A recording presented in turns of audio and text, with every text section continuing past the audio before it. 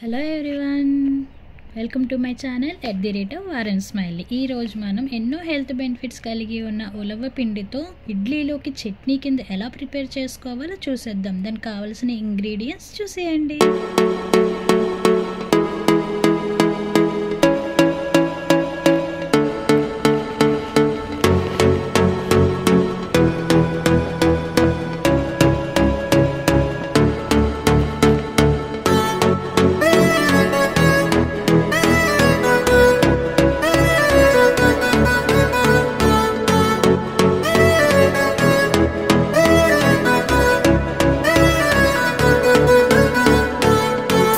చూసారు కదండి, ఉలవపిండి చట్నీలోకి కావాల్సిన ఇంగ్రీడియంట్స్ అన్నీ. సో ఇప్పుడు ఒక స్టవ్ మీద ఒక గిన్నె పెట్టుకోవాలండి. గిన్నెలో కొంచెం ఆయిల్ వేసుకోవాలి.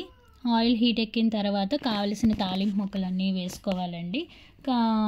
మనం ముందుగా ఆవాలు, జీలకర్ర అండ్ పచ్చెనపప్పు వేసుకొని బాగా వేపుకోవాలండి. గోల్డెన్ ఫ్రై కలర్ వచ్చేంత వరకు బాగా వేపుకోవాలి. ఉలవపిండి చట్నీని చాలా హెల్త్ బెనిఫిట్స్ ఉంటాయండి. పిండిగా చేసుకొని ఉంచుకుంటే మనం ఎప్పుడు కావాలితే అప్పుడు ఏది కావాలితే అది మనం చేసుకోవచ్చు అండి.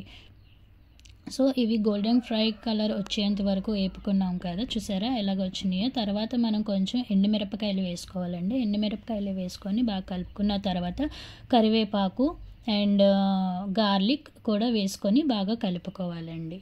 సో ఇలా కలుపుకున్న తర్వాత అదొక తాలింపుకి కావాల్సినవన్నీ వేసుకున్నాం కదా. ఇప్పుడు పచ్చిమిరపకాయలు, అల్లం కూడా వేసుకొని కలుపుకోవాలండి. ఇవన్నీ బాగా ఫ్రై అయిపోతే ఆయిల్లోకి అనేది అవన్నీ దిగుతుంది కాబట్టి దాని యొక్క టేస్ట్ చాలా టేస్టీగా ఉంటుందండి. సో ఇప్పుడు కావాల్సినంత ఉప్పు కూడా వేసుకొని బాగా కలుపుకోవాలి. ఉలవపిండి వల్ల మనకి కలిగే బోల్డ్ అని లాభాలు ఉన్నాయండి. ఒకటి, మన డైజెస్టివ్ సిస్టమ్ బాగుపడుతుంది.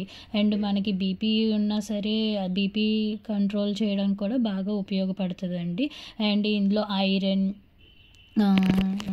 ఫైబర్, ప్రోటీన్ అన్నీ చాలా ఎక్కువగా దొరుకుతాయండి ఒక పిండిలోనే. కొంచెం పసుపు కూడా వేసుకొని కలుపుకోవాలండి. తర్వాత మనం టమాటా ముక్కలు కూడా కొంచెం వేసుకొని మగ్గించుకోవాలి. ఇవి అన్నీ బాగా కలిపేసుకొని బాగా మగ్గిపోవాలండి. ఇది ఉలవపిండి అనేది మనకి వెయిట్ లాస్లో కూడా చాలా బాగా ఉపయోగపడుతుందండి. మన బీపీ ఉన్న వాళ్ళకి కూడా బీపీ తగ్గిస్తుందండి. ఇది వారానికి 2 సార్లు తీసుకోవడం వల్ల చాలా మంచి బెనిఫిట్స్ అయితే దొరుకుతాయండి.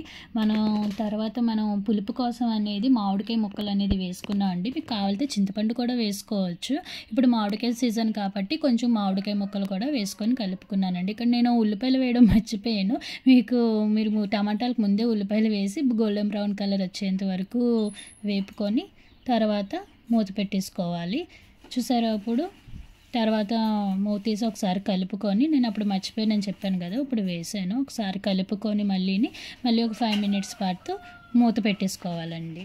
సో ప్రతి ఒక్కరూ ఉలవ పిండిని ఉలవ చారు చేసుకొని తింటారు కదా, కానీ ఈసారి పిండి కింద చేసుకొని ఇలా ట్రై చేయండి, చాలా బాగుంటుంది.